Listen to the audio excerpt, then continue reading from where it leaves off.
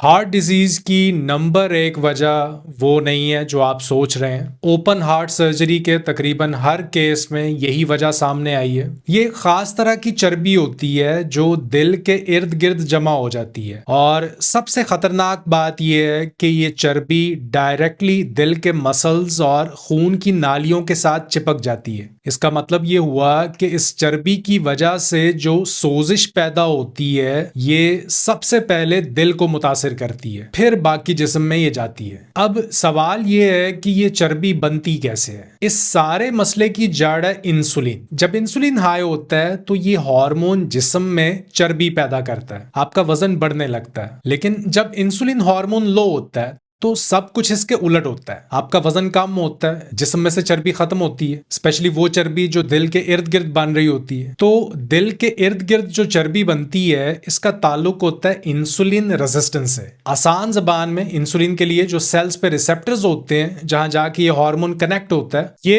Insulin को accept नहीं कर रहे होते हैं। इस कंडीशन को कहते हैं इंसुलिन रेजिस्टेंस। अब सवाल ये है कि ये चर्बी फिर जाती किधर है। ये चर्बी जमा होने लगती है जिगर के ऊपर, जिसे हम कहते हैं फैटी लिवर। फिर ये चर्बी जाके जमा हो जाती है जिस्म के दूसरे अंदरूनी अज़ा के इर्द गिर्द, जिसे कहते हैं विसरल फैट। अब मैं आपको बताऊंगा 7 निशानियां जिससे आप ये पता लगा सकते हैं कि आपको इंसुलिन रेजिस्टेंस है या नहीं। नंबर 1, अगर आप मर्द हैं और आपकी कमर 40 इंच से ज्यादा है तो बहुत ज्यादा चांसेस हैं कि आपको इंसुलिन रेजिस्टेंस है। और अगर आप औरत हैं और आपकी कमर 35 इंच से ज्यादा है तो ये मुमकिन है कि आपको भी ये मसला है। अगली निशानी, अगर आपके जिस्म पे कोई स्किन टैग है या बगलों में या ग्रॉइन एरिया में स्किन का रंग बदल गया, स्किन डार्क हो चुकी है या काली पड़ गई है, तो समझ जाएं कि ये इंसुलिन रेजिस्टेंस है। अगर आपके ट्राइग्लिसराइड्स हाई हैं या एचडीएल जो अच्छा कोलेस्ट्रॉल है ये लो है, तो भी आपका शक इंसुलिन रेजिस्टेंस की तरफ जाना चाहिए। अगर आपको वजन घटाने में बहुत मुश्किल हो रही है तो मुमकिन है कि आप इंसुलिन रेजिस्टेंट है। और आखिरी निशानी ये है कि आप ज्यादा देर तक भूखे नहीं रह सकते, फास्टिंग आपके लिए मुश्किल है, तो ये भी जिस्म में इंसुलिन का लेवल बड़े होने की वजह से होता है। लेकिन अब सवाल ये है कि ये सब कुछ शुरू कैसे होता है। तो जवाब है स्टार्चेस। आलू, नान, ब्रेड नाश्ते में बहुत शौक से खाई जाती है, बिस्किट्स, केक्स, बेकरी आइटम्स, ये सब स्टार्चेस इंसुलिन रेजिस्टेंस की वजह बनती हैं।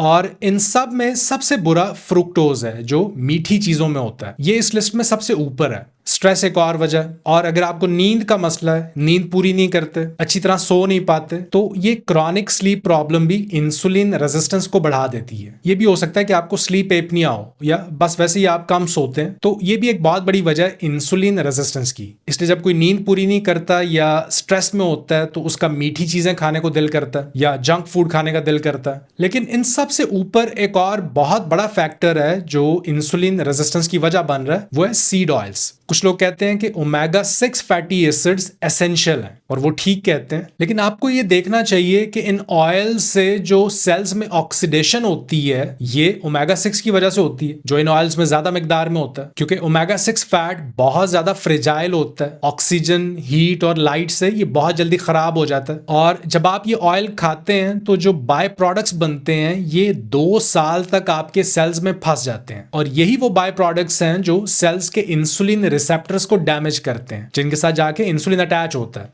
हार्ट डिजीज की जो असल रूट कॉज है वो है एपिकार्डियल फैट। ये कहां से आता है? मीठे से, स्टार्चेस से और सीड ऑयल से। अब इन तीनों को अगर आप जोड़ें तो रिजल्ट मिलता है अल्ट्रा प्रोसेस्ड फूड्स।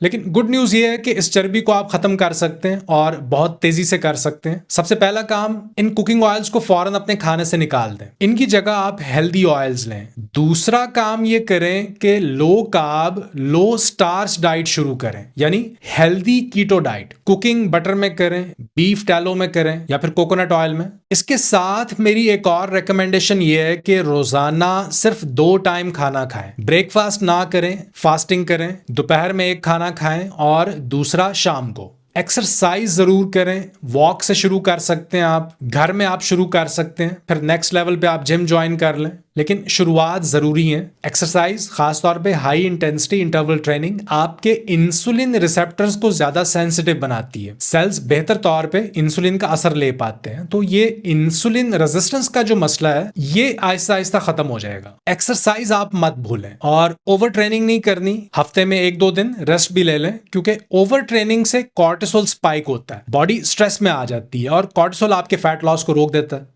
अब दो और बहुत ही इफेक्टिव चीजें जो आपको हेल्प करेंगी। Number 1, Apple cider vinegar. रोजाना 2 से 3 दफा 1 ग्लास पानी में 1 चम्मच एप्पल साइडर विनेगर मिला के पी लें। और दूसरे नंबर पे बरबराएं। ये एक नेचुरल सप्लीमेंट है, आपके वेट लॉस को स्पीड अप करता है। इसके साथ इंटरमिटेंट फास्टिंग भी ऐड करें। इंटरमिटेंट फास्टिंग को अगर आप सही तरीके से सीखना चाहते हैं तो ये वीडियो जरूर देखें, यहाँ साइट पे मैं लगा रहा हूं। अपना ख्याल रखिए। अल्लाह हाफिज।